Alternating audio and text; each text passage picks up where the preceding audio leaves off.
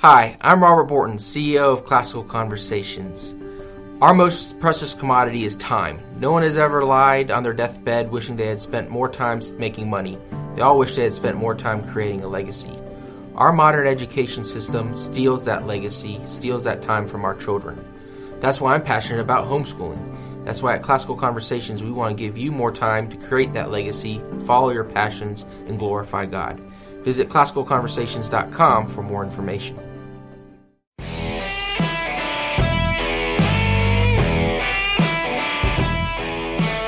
Hey y'all, welcome to Cross Politic. Hope you had a great weekend. I never need coffee on Monday because I nap on Sunday. So good. So good. Are you I'll need coffee on Tuesday. Are you bragging? No, I'm just saying I had a great Sabbath. That's all. That's all. Pastor Toby Chalk Knox, I'm the water boy. And if you haven't caught it, I actually released a press release today regarding. Yes, you did. Yes. Everybody should go share that. And yes. It's going around about the Moscow, city of Moscow loses bigly. Loses bigly. Yeah. Oh man, had some fun writing that press release. That was good stuff. I also liked the fact that you shared a quote from one of your arresting officers after you had already the charges had been dropped. Yeah, he told you he would do it all again. He'd arrest me all over again. Yeah. Isn't that problematic? Yeah, I'm wondering why he still has a job. None of the officers involved in the arrest are with the Moscow PD anymore, except for the chief. Wait, what? Interesting. Yeah. Is he? I wonder if he's a cop somewhere else. No, he's a real estate agent. Oh no. Okay. He can't violate anybody's constitutional rights there, At but least, you know. Man. Oh man. Okay. Well, did you guys know that you can sign up for a club membership, a magazine subscription, and tickets to the Ark Encounter all in one place? One-stop shop? Do it what? now. That's some cross-pollination right there. Who wrote this? I didn't. I didn't. I didn't. That is hilarious. That's Garrison. Garrison wrote that. That is hilarious. You have some kind of sound effect for him? No, I don't even want to honor that right now. FightLaughFeast.com is your one-stop shop for everything cross-politic. Here's what you should do. You should sign up for a club membership, then sign up for the Ark Encounter. That's the Fight Laugh Feast conference at the Ark Encounter for a $100 discount off your purchase, and then sign up for a magazine subscription while you're at it. And then just jump right over to Rowdy Christian Merch and buy a sweatshirt. Yeah, facts. We've even got our own social media platform built into our website now for our club members. Because we don't got enough social media accounts. Nobody does. Right? Once you're a club member, you get access to exclusive content like a Bible study series with me, a special series with New St. Andrews President Dr. Ben Merkel, all our backstage content, and all our conference talks with more coming very soon. There really hasn't been a better time to be a Cross-Politic Club member, so sign up today at FightLaughFeast.com. That's FightLaughFeast.com. There's always a good time. I got to say, if you haven't listened to David Bonson's talk from 2 years ago, you have to go listen to it. Yeah. It is I know a lot of people are like, oh, David Bonson, that's a great. No, this talk, he's got some zingers was it in there. Punk rock economics? Is that what? Punk rock economics. He throws some zingers in there, and he's just right on point culturally. If I can remember, one of them he says, pornography has gotten people to do something that, what's the ministry? Focus on the family. Focus on the family wasn't able to do, which is to stop having sex before marriage. And it's just like he just goes through some stats on there and just showing how that pornography is ruining. Oh my goodness, people to the point that they don't want to have sex anymore. Wow. Right. I mean, that's amazing. Right. Oh no, yeah. Punk rock economics is getting married, having babies, baptizing them. Come on now, bring them up. So go listen to that whole conference. Speaking of someone else who makes you not want to have babies is Kamala Harris. Was that that's the best turn I could do. I tried. That was like a cross pollination. No! Don't you dare! I don't even know what that means. I don't know what it means, but I don't like it. There's a cackle in there somewhere. Oh, Canada! So, I'm just looking at my cup. Tyre Nichols, who was the gentleman who was beat and killed by Memphis 5-6 police officers, all black. Not that it matters, but apparently, it doesn't. It doesn't matter. One of them was a white guy. Doesn't matter. And was she running the whole show? We don't know yet. That's the deal. We really don't know. He was the ringleader. Anyways, this last weekend was the first, I believe, his funeral, his memorial. Yeah. And Vice President Kamala Harris was invited to speak, and this is what she had to say. Mothers around the world, when their babies are born, pray to God when they hold that child that that body and that life will be safe for the rest of his life. Yet we have a mother and a father who mourn the life of a young man who should be here today. They have a grandson who now does not have a father. His brothers and sister will lose the love of growing old with their baby brother. And when we look at this situation, this is a family that lost their son and their brother through an act of violence at the hands and the feet of people who had been charged with keeping them safe. First of all, she doesn't know how to use a microphone. All that feedback. That's loop. what you got? Yeah. That's not her fault. That's not her fault. That's a sound tech's That's job. a tech. Why it's true. Don't blame her for stuff that's not her fault. Yeah, She doesn't It deserve could happen to you, Gabe. It could happen it wouldn't to you. happen to me. She's doing enough. She's doing enough bad stuff that there's enough to blame her That's for. all. The microphone thing was bothering me. Okay, I had a hard time focusing. Leave her alone. You know, this is hard. This is a hard clip for me. When I watched it, I wasn't just minding my business, and this one popped in front. Yeah. It's hard because there's something that really happened that's bad. Yeah, a man lost his life, and there's a funeral that's supposed to try and honor his life. A man made in the image of God. Right, exactly. Yeah. And here it is that we have a vice president, who's sitting up here. Why does she even have the mic? I mean, why don't you let the people who love him? Did she know Tyre? Was there a personal friendship there? Like, if she wants to come and support the family and say, I saw what happened, I want to be here, I want to bring some okay, come and show up and sit there. This is not about comforting the family. Right. No, it's not. That's what bothers me. And even responding to it, I mean, it's problematic because it takes even the you know what I mean? I'm like, okay, try to get my head around it. I'm thinking, when you lose someone, I think those who, people who tell you that, they're sorry, people who give you condolences. I mean, I think the more, I don't know, substantial, influential of a person it is, has an impact. I think that has an impact. Sure. And so I think giving it the best spin, I think they're asking, the one of the highest leaders of our land to comfort them and to speak on behalf of Tyre's life. They didn't know Tyre. But she's... Okay, so Haley, we're going to skip the second clip and we're going to go right to the third clip. Yeah. All right? Because this is why she came. Just get to the jump. So I'll just close by saying this. I was, as a United States Senator, a co-author of the original George Floyd Justice and Policing Act. And as Vice President of the United States, we demand that Congress pass the George Floyd Justice and Policing Act. Joe Biden will sign it. Yeah, he'll do whatever she says. And we should not delay, and we will not be denied. It is non-negotiable. Oh, that was it. What's incredible is that they're at this memorial, this funeral, and she's pumping a political act, a congressional act. Right. And everybody's using it for their own political means. This is why it's hard to even comment on because I know I don't like what they're doing. I think that this is in some way a very important kind of sacred moment that we want. This is the last time that we're all going to come together.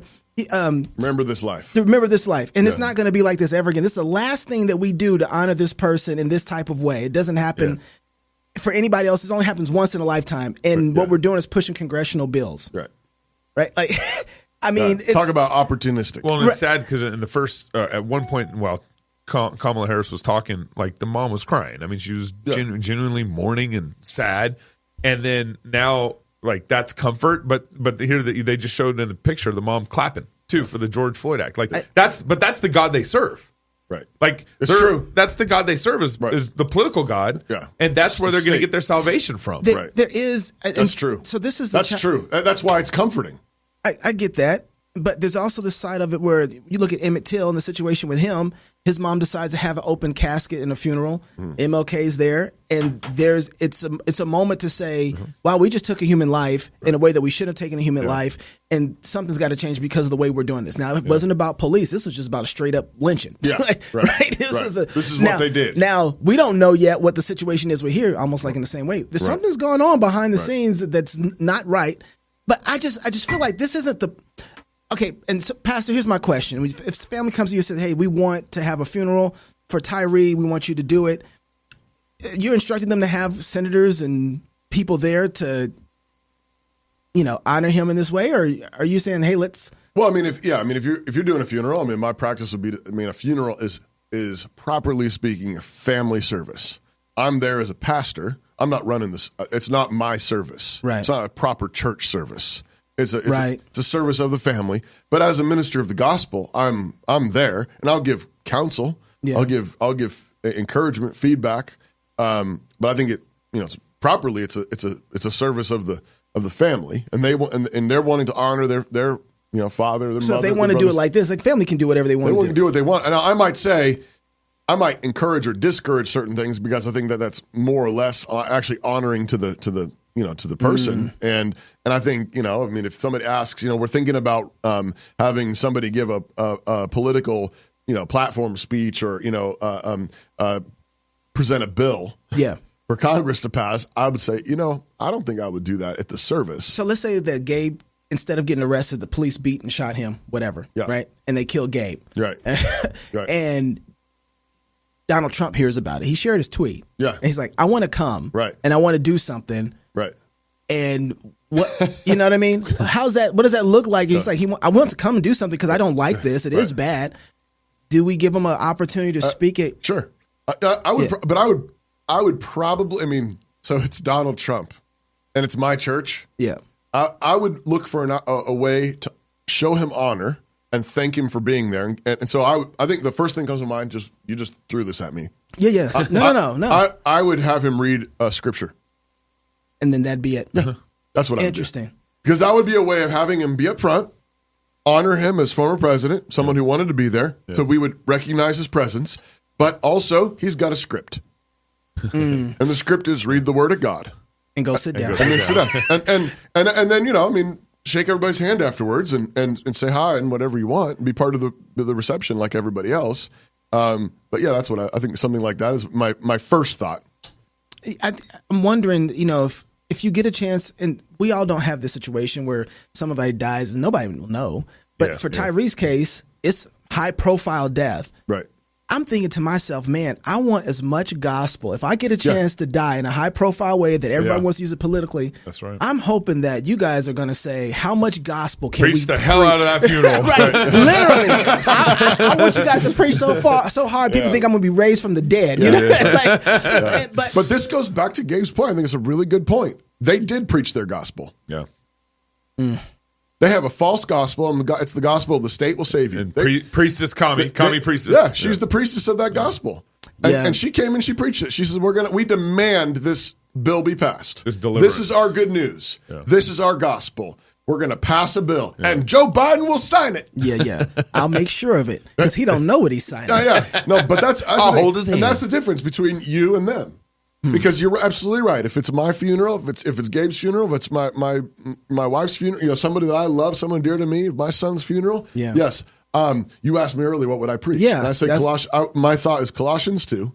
I would preach the end of all enmity in the cross of Jesus, because that's what happened, and they think the end of all the enmity is in passing a bill signed by Joe Biden, and it's just completely empty. Yeah.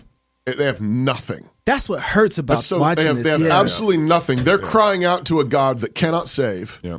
and will give them no peace. And they're going to go away from this with no comfort at all. And they're going to be still just churning with resentment and bitterness and enmity. Yeah. And so that's why, they want me to preach this funeral. I walk in and I preach Jesus crucified as the end of all bitterness, all envy, all resentment. I think of our land, and I think particularly as it comes to police, civilian relations, as it comes to racial interaction and so forth, we are poisoned with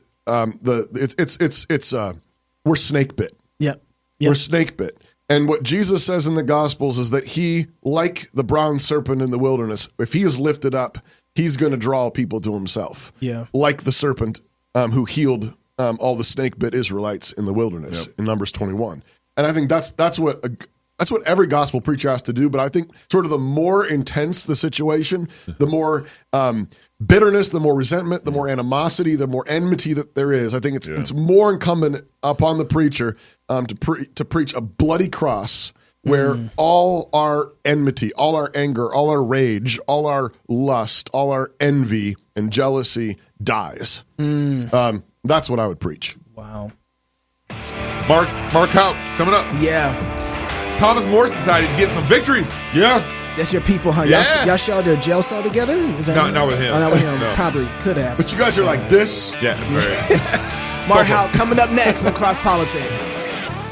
Home. It's where you build your legacy, where traditions are started, seeds are planted, meals are shared, and stories are told.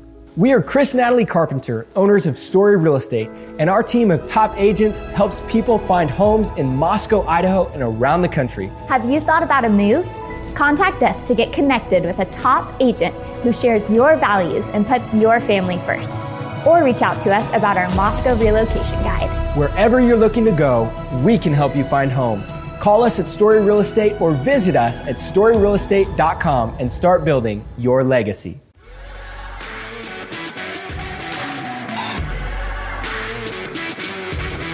Welcome back to Cross Politic on the Fight Laugh Feast Network. Home. It's where you build your legacy, where traditions are started, seeds are planted, meals are shared, and stories are told. Home is where you prepare to go out into the world. Finding the home that's perfect for your family is a big job. Story Family Real Estate is Moscow, Idaho's top real estate team. I said Moscow. It's Moscow. I don't even know. How'd that I live happen? here. They give people real estate advice all over the country, though. Family homes, investments, land, new construction, or commercial. They know real estate. If you've thought about a move to Moscow or anywhere in the country, for that matter, reach out and get connected with a Story real estate agent today. Wherever you're going, they can help guide you home. Visit StoryRealEstate.com. That's StoryRealEstate.com. We're very grateful to have with us Mr. Mark Houck, pro-life advocate, father, and founder of the King's Men. Mark, thanks for joining us on Cross Politic.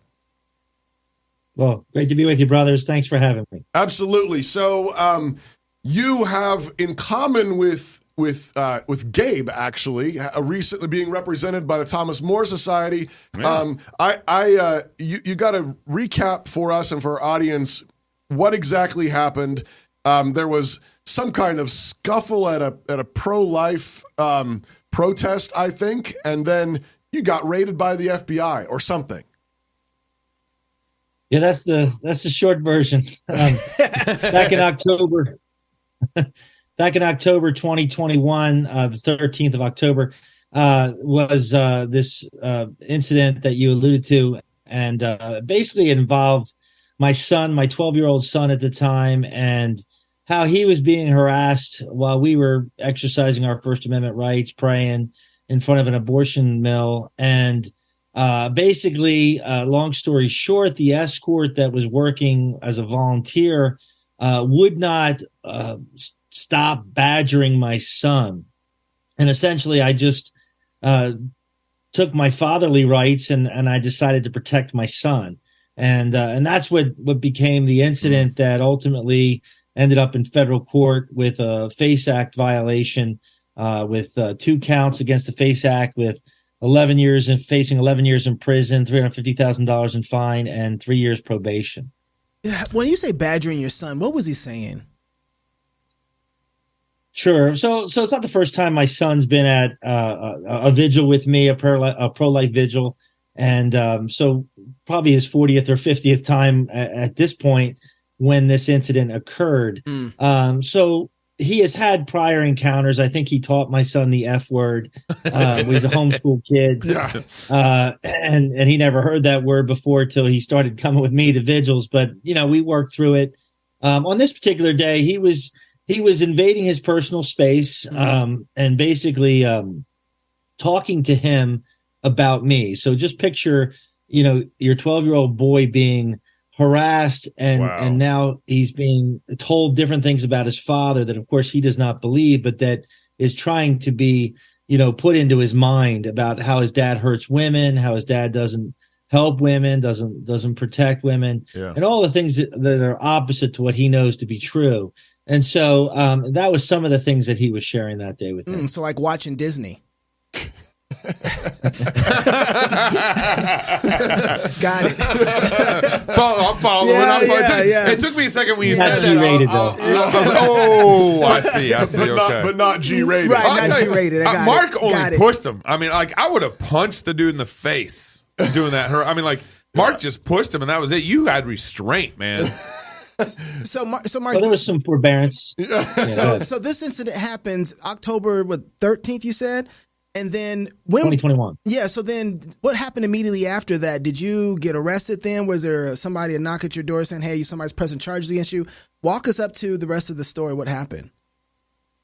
Yeah, sure. So after that incident, my son and I actually stuck around. We went. We prayed. We prayed at a local church, Catholic church there, and had some lunch together, came back and gave a statement to the Philadelphia Police Department. Essentially, they said they're not interested, but he may press charges against you. Fine. So about a month or two later, he does file a private criminal complaint, which is nothing more than one citizen going after another citizen. It doesn't involve the authorities in any way. It just puts you into a court hearing situation. And we did that. We tried to mediate that with him. He wasn't interested in mediation.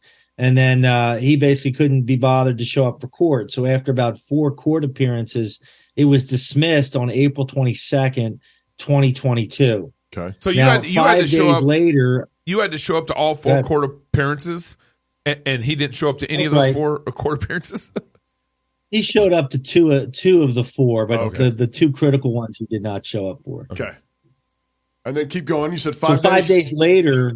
Yeah, 5 days later, April 27th, I'm back at my post prayer vigil, and I get served by a Department of Justice representative with saying I'm a target of a federal grand jury investigation. And that basically began the journey. I had Thomas More Society already representing me. Matt Heffron, who you probably know, former federal prosecutor, called the DOJ and said, hey, you have no case. There's case law against this in your own district. My client's innocent, but if you want to indict him, no need to bring an agent out to his house.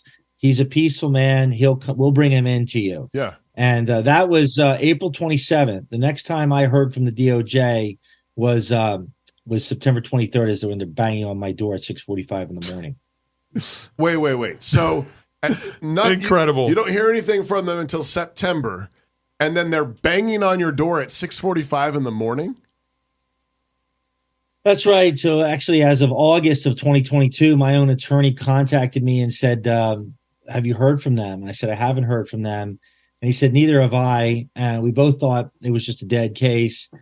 She said the assistant U.S. attorney won't return my phone calls. So yeah, by that point at 6:45 in the morning, I wasn't expecting to hear anything from the FBI. I was getting up, ready to go to co-op with my children for their homeschool, and I had a quiche in the oven. So tells you I wasn't prepared. Right. Real men eat quiche. Who was politically behind that? Then that had to be a political. Someone politically behind that had to make that happen. Sure. So, look, I don't know all the exact details. I can only speculate like you. Right. But let's look at the history. The Dobbs case is ruled upon in June. We overturned Roe v. Wade. Yep. President Joe Biden makes an announcement in Philadelphia at Independence Hall that he is going to protect the rights of abortion and that he's vowing to do that to his constituency. And then a series of arrests start to take place against pro-life people. And of course, mine was just one of 26 arrests that took place in 2022. Wow. Okay. Can you describe what it was like that morning? So, I mean, they're banging on your door. You got quiche in the oven for some reason. But what happens? I mean, how many agents are there? Is it just one guy? Is it 10? Are they surrounding your house? I mean, what is it like? What happens? Right. So I was up at 6:30 and it was a little before 7 in the morning. It's still dark at this time in Pennsylvania where we are. And it's cold fall morning. Bang on the door, very, very heavy banging and ringing of the doorbell. Now, in Idaho or Texas, when people do that at that hour, you probably go to your door with your gun in your hand. Facts. They didn't even declare who they were. They just said, open up. They didn't even announce it was the FBI. And I said, well, who is it? Clearly now my children are getting alarmed. My wife's awake. And they said, it's the FBI. And they banged again, open up. So I said, all right, stay calm. I'm going to open the door. But please stay calm. I have 7 babies in this house. Please stay calm. So as I opened the door, I showed them my hands, and then it was a circus. What I saw were federal agents on my porch, at least 15 marked and unmarked units in my driveway, about 100 yards leading all the way out to my road. And they're surrounding my house with their vehicles. My little daughter takes note of SWAT personnel in the back of the house. And I have 5 long M16 guns pointed at me, ballistic shields, ballistic helmets, battering rams. And this is the scene that I have. All the sirens are going off, and all the PA state troopers that were backing up the FBI that day were behind their doors, aimed at me as I was coming out of the house. Their guns. You'd be like, hey, you guys want to pray? I mean, what's going on? Why are you guys here? I'll pray for you right now. Is that what you want? Yeah, 20 plus federal agents and PA state troopers. I said, what are you doing here? Yeah. And they said, well, you know why we're here. And frankly, I didn't know why they were there. I said, well, okay, I think you're here because I rescue babies. And then I looked at all of them and I said, you wouldn't be here if the Trump administration was in the White House. Oh, they all kind of put their heads down. Yeah. Man. Then my wife came down. Sorry, one more thing. My wife came down and said, do you have a warrant for his arrest? And they said, well, we're taking him with or without a warrant. What? So this is the kind of the approach they were taking to me that day. Oh, my goodness. How can they do that? There's no warrant. How can they arrest you? Well, they had a warrant, but they didn't care to show it, nor were they even – I don't even think they told me what I was indicted for. They just said we're taking him down to the federal building. So I think eventually they tore off a cover sheet to a warrant arrest, but they weren't really offering much information. I was in shorts, a T-shirt, and flip flops. Oh. They wouldn't let me get clothing on. They wouldn't let me put socks on. They wouldn't let me put some deodorant on. They wouldn't let me say goodbye to my children. When an agent comes to your house, if you're a drug lord or a gangbanger, or you're even someone who's committed a murder, usually they'll come to your door with 1 or 2 federal agents and say, we're here, for so-and-so. Yeah. Finish up your coffee, pack your bag. We're going downtown. Right. And that's pretty much how it's done. Pretty standard in the Eastern District where I live. Well, I think the problem is that the drug dealers probably aren't a danger to them at the end of the day as much as a guy who's trying to save lives of babies. Right? Yeah. That's got to be way more dangerous to the administration. He's interrupting their child sacrifice. Exactly. I mean, he's interrupting the worship of their gods. And the other side is just wishing they got tax money on the drugs. So we had the other gentleman on in Tennessee who had the similar situation that you did. They rolled up at his house. With the same thing. They had FBI, pardon me? What's his name? Paul Vaughn. Yeah, Paul Vaughn. Yeah. We had him on the show, and I mean, it kind of goes back to like, I mean, politically, like this has got to be coming from like Kamala Harris or like Joe Biden. I mean, it has to be coming from that high because they're going after all these pro-lifers throughout these various states. It's not just like some state political leader in Pennsylvania. It has to be way higher than that. Right. It's the FBI. So, Mark, I got to know what happens now. So what happened to the rest of your case? What's the end result of it? And what are your next steps? Sure. So after I was arrested, first of all, I went down to the federal building and they chained me like an animal. I was belly shackled, ankle shackles, feet shackles, and I was chained to a table for 6 hours in a small room, a white room with nothing but a table. So for 6 hours, I was all chained up. And I'm apparently innocent till proven guilty, but I didn't seem that way. So they did a preliminary hearing at the courthouse that day just to set me free, to be reunited with my family. And then we had arraignment 5 days later, I think, whereby we declared our innocence and declared not guilty, and a trial date was set January 24th. So as of today, a week ago, the trial just concluded with a not guilty verdict. So as you can imagine, it was quite a journey to that point. Wow. But we were successful, and now there's case law to help pro-lifers. But all the journey in between was quite a journey of faith, and whatever you want to ask me, I can answer. But nonetheless, it was as painful as it sounds.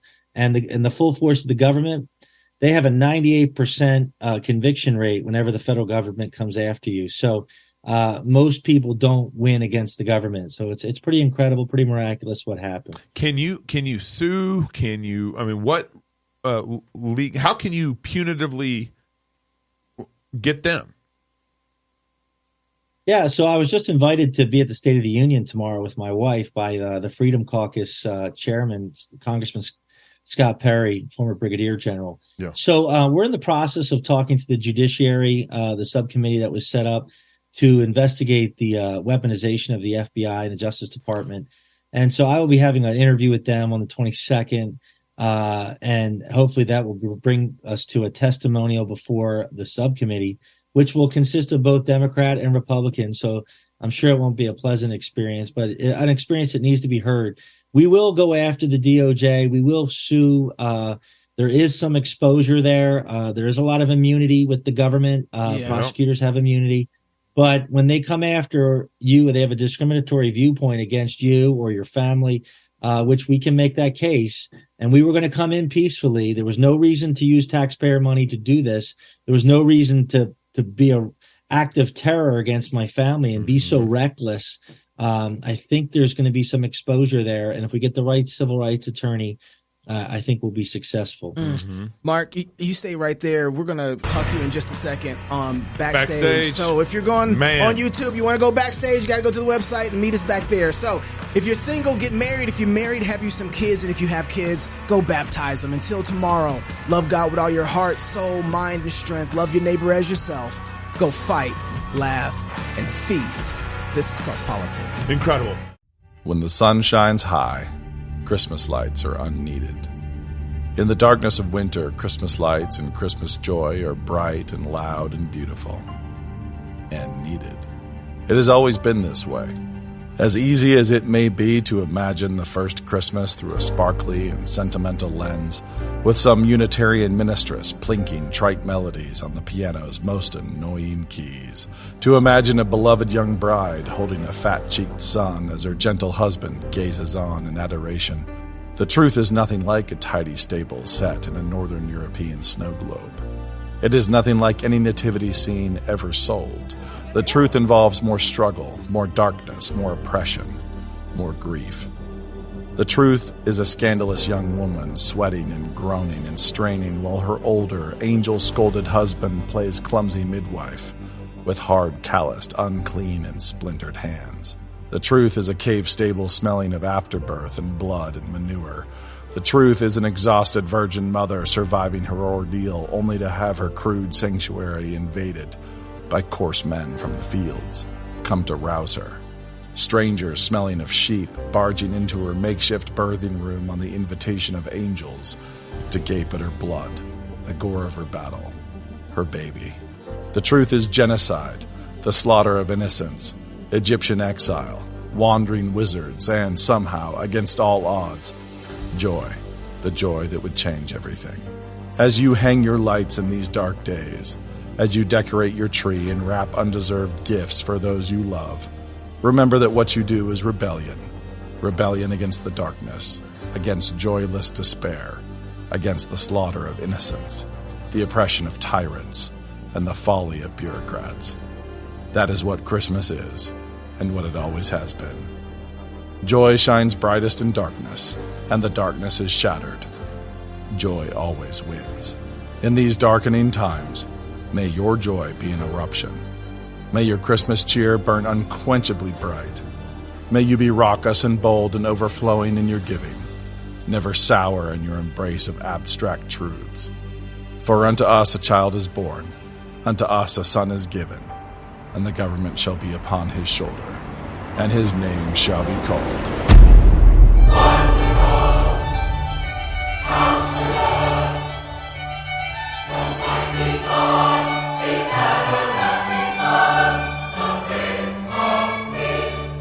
Merry Christmas from New St. Andrews College. This season, erupt.